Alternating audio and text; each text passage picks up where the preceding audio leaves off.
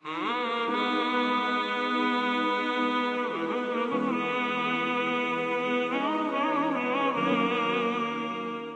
سلمان فارسی نے پوچھا مولا قبر میں کیا ہوگا، مولا علی نے آ کے قبر کے قریب فرمایا قم باذن اللہ، اے مردے زندہ ہو جا۔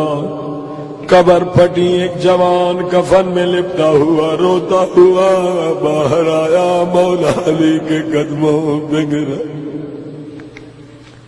مولا علی کہنے لگے ایک جوان، اے جوان، سلمان تجھ سے پوچھنا چاہتا ہے موت کیا ہے، موت کی حقیقت کیا ہے؟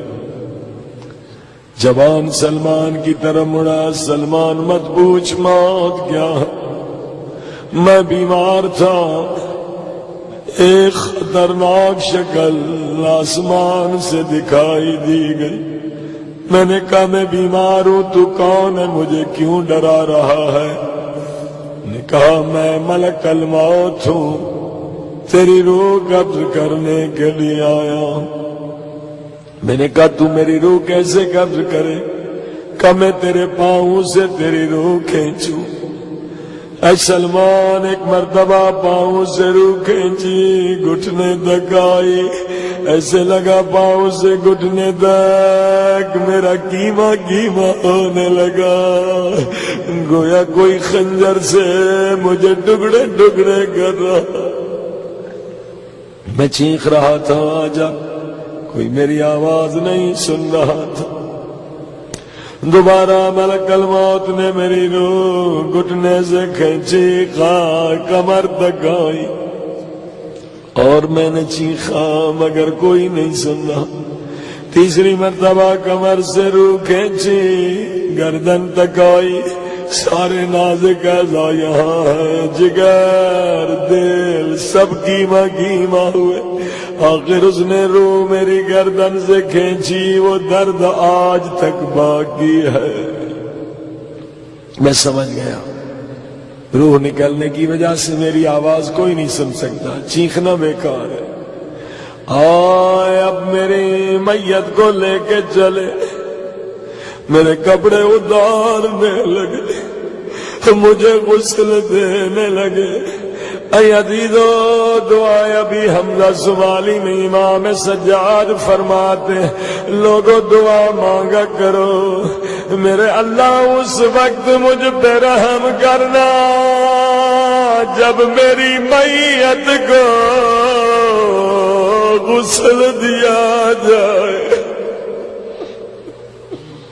اللہ بڑی سخت منزل، کہیں ایسا نہ ہو میرے گناہوں کی وجہ سے غسل کا پانی آگ میں بدل نہ جائے۔ او میرے اللہ اس وقت مجھ پہ رحم کرنا جب میری میت کو غسل دیا جائے، اس وقت رحم کرنا جب مجھے کفن پہنا دیا جائے۔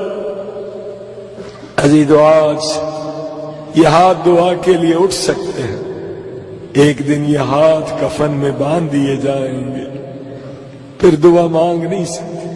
آج سجدے میں جتنی مرتبہ کہیں کہہ سکتے ہیں استغفر اللہ ربی واتوب الیہ، خدا بخش دے، مگر مرنے کے بعد پھر ایک مرتبہ بھی نہیں کہہ سکتے۔ کہتا ہے سلمان ایک مرتبہ میرا جنازہ میرے گھر سے نکلا، میرے چھوٹے چھوٹے بچے بابا بابا کر کے رونے لگے۔ ہاں وہ منظر اب بھی یاد ہے، یہ منزل سب نے دیکھی۔ آج کی رات انہی منزلوں سے آسانی سے گزرنے کے لیے لیلۃ القبر، لیلۃ القدر، لیلۃ القبر کے لیے ایک مرتبہ میرا جنازہ قبرستان کی طرف لے کے چلے، دل دہلنے لگا، وحشت سے میں مرنے لگا، دنیا سے ہمیشہ کے لیے رشتہ ختم ہو رہا ہے، ایک مرتبہ میری میت قبر میں لٹائی، سلمان ایسے لگا میں آسمان سے آ کے زمین پہ گرا ہوں، میں ٹکڑے ٹکڑے ہو گیا۔ پھر مٹی کے منوں کو میرے اوپر ڈال رہے ہیں، ہاں ہزاروں من مٹی میرے اوپر ہے۔ ایک مرتبہ قبر تیار ہو گئی، میری اولاد چلی گئی، دوست چلے گئے، بھائی چلے گئے، میں قبر سے چیخ رہا ہوں، او میرے بیٹے مجھے چھوڑ کے نہ جاؤ، میرے بھائی۔ قبر بہت وحشتناک، سب چلے گئے۔ سلمان میرا منہ خاک میں ہے، میں رو رہا ہوں۔ ایک مرتبہ قبر کے کونے سے آواز آئی، اب رونے سے کیا فائدہ، جس دنیا میں تجھے رونا تھا وہاں تو ہنس ہنس کے آئے ہو، زندگی برباد کر کے آئے۔ قبر میں رونے کا کوئی فائدہ نہیں، اگر تو روتا دنیا میں تو تیرے گناہ مٹ چکے ہوتے۔ آج رونے کی رات، جو آج نہیں رویا وہ قبر میں روتا رہے۔ میں نے کہا تم کون ہو؟ منکر نکیر؟ انہوں نے کہا نہیں، ہم منکر نکیر نہیں ہیں، ہم دوسرے فرشتے، میں نے تمہارے بارے میں نہیں سنا۔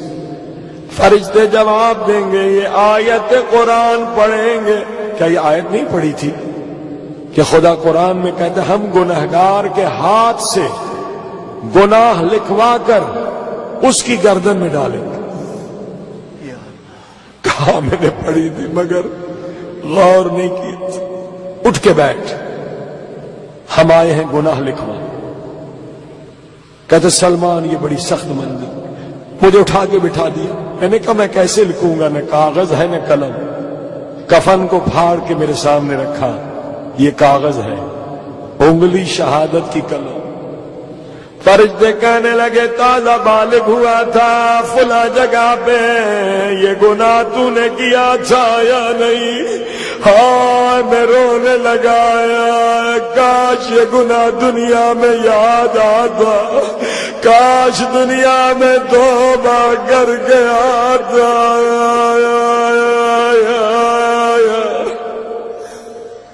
اللہ آج گناہ کر یاد کرنے کی رات، لکھتا گیا خون کے آنسو روتا رہا۔ فرشتوں نے کہا یاد ہے فلاں جگہ فلاں وقت فلاں شہر آج سے یہ گناہ کیا تھا۔ ہاں روتا گیا، گناہ لکھتا گیا، اے خدا کاش دنیا میں رو کر آتا، توبہ کر گیا۔ ایک ایک گناہ لکھواتے گئے، آنکھ کے گناہ، زبان کے گناہ، ہاتھ کے۔ تبھی مولا علی کہتے ہیں حاسبو قبل ان تحاسبو، مرنے سے پہلے گناہوں کا حساب کر لیں۔ آج حساب کتاب کی رات ہے، سارے گناہوں کو مٹانے کی رات۔ سلمان سارے گناہ میں نے لکھ لیے، اب وہی کفن کا ٹکڑا میری گردن میں رکھا، باندھا۔ جیسے کفن کا ٹکڑا میری گردن میں آیا، ایسے لگا پہاڑ میری گردن میں آ گیا، میرا منہ جا کے زمین پہ گرا۔ او فرشتوں میں پہلے ہی عذاب میں ہوں، یہ میرے گردن میں پہاڑ کیوں ڈالا؟ کہا یہ تیرے گناہوں کا وزن ہے۔